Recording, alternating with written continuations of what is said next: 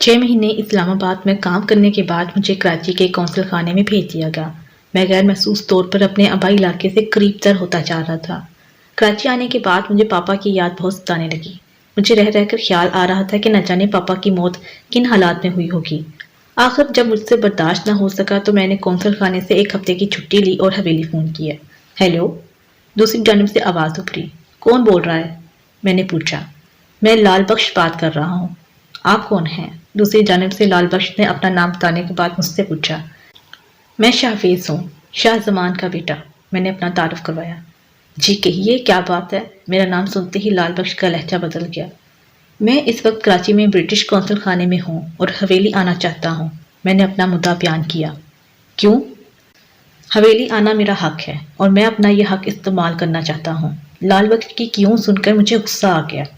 آپ حویلی آ سکتے ہیں یا نہیں، اس کا فیصلہ شاہ صحیح کریں گے اور وہ ابھی سو رہے ہیں، دوسری جانب سے لال بخش نے جواب دیا۔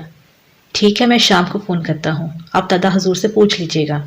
میں اپنا لہجہ دھیما کرتے ہوئے جواب دیا اور ریسیور رکھ دیا۔ شام کو میں نے پھر حویلی فون کیا اور اس مرتبہ بھی فون لال بخش نہیں اٹھایا۔ آپ نے معلوم کیا دادا حضور سے؟ سلام دعا کرنے کے بعد میں نے پوچھا۔ شاہ سائی نے منع کر دیا ہے، آپ حویلی نہیں آ سکتے۔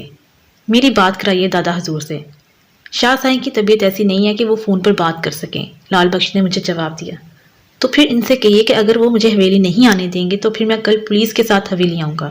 میرے والد 1 سال پہلے اس حویلی میں ناگہانی موت کا شکار ہو گئے تھے۔ مجھے خدشہ ہے کہ انہیں قتل کیا گیا تھا، لہٰذا میں اپنے والد کی موت کے حقائق جاننا چاہتا ہوں۔ میں ان کی قبر کشائی کروا کر ان کا پوسٹ مارٹم کراؤں گا تاکہ حقائق سامنے آ سکیں، اور میرے اس بات کو خالی دھمکی مت سمجھیے گا۔ میں ایک برٹش ایمبیسیڈر ہوں اور ایک برٹش ایمبیسیڈر کی طاقت اور پہنچ کتنی ہوتی ہے اس کا آپ لوگوں کو بخوبی اندازہ ہو جائے گا۔ میں نے دھمکی آمیز لہجے میں کہا تو دوسری جانب سے لال بخش کو چپ لگ گئی۔ شاید حویلی کے مکینوں کو میری طاقت کا اندازہ ہو گیا تھا۔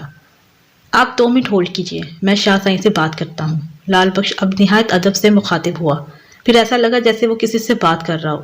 2 منٹ بعد ریسیور سے لال بخش کی آواز ابھری۔ شاہ سائی نے آپ کو حویلی آنے کی اجازت دے دی ہے، کل صبح ڈرائیور آپ کو آپ کی رہائش گاہ سے لینے آ جائے گا۔ لال بخش کی بات سن کر میرے ہونٹوں پر مسکراہٹ ٹوٹ گئی۔ پھر میں نے اپنی رہائش گاہ کا ایڈریس لکھوایا اور ریسیور رکھ دیا۔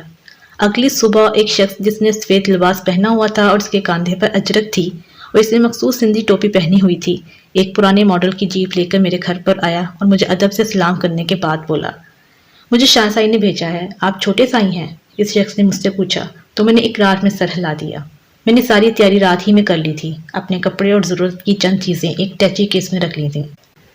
جیپ کے پاس پہنچ کر میں نے ٹیچی کیس جیپ میں رکھا اور جیپ کا اگلا دروازہ کھول کر بیٹھ گیا۔ 2-3 گھنٹے بعد جیپ ایک عظیم الشان حویلی کے سامنے پہنچ کر رک گئی۔ میں نے سر اٹھا کر آسمانوں کو چھوتی حویلی کو دیکھا تو حیران رہ گیا۔ گیروے رنگ کی حویلی سر اٹھائے شان سے کھڑی تھی۔ تاجو نے جیپ کا ہارن بجایا تو بڑا سا خوبصورت آبنوسی سیاہ دروازہ کھل گیا۔ دروازے کے ساتھ ہی 2 افراد ہاتھوں میں ہتھیار پکڑے کھڑے تھے۔ تاجو نے جیپ حویلی کے اندرونی دروازے کے سامنے روکی تو میں جیپ سے اتر گیا اور میں نے جیپ کا پچھلا دروازہ کھول کر اپنا بیگ اٹھایا۔ حویلی کے اندرونی دروازے پر ایک بڑی عمر کا آدمی کھڑا تھا۔ اس کے دائیں بائیں کئی افراد نہایت ادب سے کھڑے تھے۔ اس بڑی عمر کے آدمی کے چہرے پر کرختگی تھی۔ اس نے اپنا تعارف کرایا۔ میں لال بخش ہوں۔ لال بخش نے اپنا ہاتھ مصافحے کے لیے میری جانب بڑھایا۔ مجھے شاہویز کہتے ہیں۔ شاہویز سائیں کا سامان کمرے میں پہنچا دو، لال بخش نے اپنے ساتھ کھڑے نوکر سے کہا تو تاجو نے میرا بیگ لے لیا۔ آپ سفر سے تھک گئے ہوں گے، نہا دھو کر تھوڑا آرام کر لیجیے، دوپہر کے کھانے پر ملاقات ہوگی، لال بخش نے مجھ سے کہا اور واپسی کے لیے پلٹ گیا۔ مجھے وہی کمرہ دیجیے گا جہاں میرے والد ٹھہرے تھے، میں نے پلٹ کر جاتے ہوئے لال بخش سے کہا تو وہ رک گیا اور میری جانب مڑتے ہوئے کہنے لگا، آپ کے لیے وہی کمرہ صاف کیا گیا ہے جہاں شاہ زمان سائی ٹھہرے تھے۔ لال بخش نے مجھے جواب دیا۔ کمرے میں داخل ہو کر میں نے ایک تنقیدی نظر کمرے پر ڈالی۔ کمرہ کافی ہوادار اور بڑا تھا۔ کمرے میں اے سی اور روم فریج بھی رکھا ہوا تھا۔ کمرے کے دائیں جانب بالکونی تھی اور سامنے بڑی سی LCD لگی ہوئی تھی۔ کمرے میں اٹیچ باتھ بھی تھا اور میں نے باتھ روم کا دروازہ کھول کر اندر جھانکا تو حیران رہ گیا۔ باتھ روم اٹالین ٹائلز سے بنا ہوا تھا۔ اس میں جدید باتھ اور شاورز لگے ہوئے تھے۔ میں ایک پسماندہ گاؤں میں اتنا جدید اور پر آسائش کمرہ اور باتھ روم دیکھ کر حیران رہ گیا۔ پھر میں نہا دھو کر فریش ہوا تو تھکن محسوس ہونے لگی۔ میں آرام کی نیت سے بستر پر پڑ گیا۔ بستر پر لیٹتے ہی میری آنکھ لگ گئی۔ میں کافی دیر تک سوتا رہا۔ دروازہ کھٹکھانے کی آواز سے میری آنکھ کھلی۔ کچھ دیر میں خالی ذہن لیٹا رہا۔ دروازہ ایک بار پھر کھٹکھٹایا گیا۔ کون ہے؟ آ جاؤ۔ میں نے بستر پر اٹھ کر بیٹھتے ہوئے آواز لگائی تو نورا کمرے میں داخل ہوا اور نہایت ادب سے مجھ سے مخاطب ہوا۔ چھوٹے سائیں، کھانا تیار ہے، بخشو بابا آپ کو بلا رہے ہیں۔ ٹھیک ہے، میں آتا ہوں۔ ملازم کے جانے کے بعد میں بستر سے اٹھا اور باتھ روم کی جانب بڑھا۔ اچانک میری نظر بالکونی پہ پڑی تو میں نے دیکھا کہ بالکونی میں ایک عورت سفید لباس میں کھڑی ہے۔ اس کے بال اس کے چہرے پر بکھرے ہوئے ہیں۔ وہ بالکونی میں کھڑی باہر کی جانب دیکھ رہی ہے۔ کون ہو تم؟ کمرے میں کیسے آئی ہو تم؟ میں نے ڈپٹ کر اس عورت سے پوچھا۔ اس عورت نے میرے سوال کا کوئی جواب نہیں دیا، بس مسلسل بالکونی سے باہر جھانک رہی تھی۔ اے کون ہو تم؟ میں یہ کہتا ہوا آگے بڑھا۔ اچانک مجھے ٹھوکر لگی اور میں لڑکھڑا گیا۔ گرنے سے بچنے کے لیے میں نے مسہری کا سہارا لیا اور نیچے فرش پر دیکھا کہ میں کس چیز سے ٹکرایا ہوں، مگر فرش صاف تھا، وہاں کوئی ایسی چیز نہیں تھی جس سے میں ٹکرا کر لڑکھڑاتا۔ میں نے حیران نظروں سے فرش کو دیکھا، پھر اپنے پیروں کو دیکھا۔ نہ جانے میں کس چیز سے ٹکرایا تھا، میں بڑبڑایا۔ پھر میں نے نظر اٹھا کر بالکونی کی جانب دیکھا تو مجھے شدید حیرت کا جھٹکا لگا۔ بالکونی خالی تھی، اب وہاں کوئی بھی نہیں تھا۔